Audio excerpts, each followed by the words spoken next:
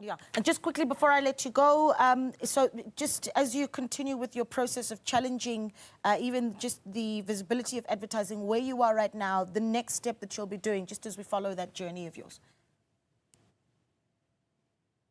So the next step, we are very close to finding one another with the Department of Trade and Industry. Like I said, with the Deputy Minister, we've already had, as Rising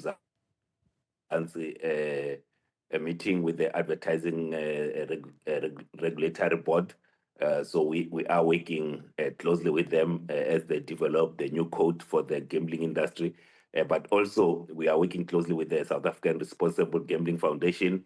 There's a very, very important conference that's coming up in November, where I am also pushing for the industry leaders, not just you have, because sometimes with these conferences, you have operators that are juniorizing the events by sending the junior officials into this meeting. So what I'm calling for from the industry is that we want to see the decision makers coming to that conference that's coming up in November, so that together we can make a commitment on how we advance responsible advertising, but also responsible gambling. There are things that we are also working also with the Banking Association. I've got a meeting scheduled with the Banking Association, but also we are reaching out to the Payment Association, because some of these betting companies, they are not registered in South Africa. They are registered in other countries, but they are operating it here in South Africa.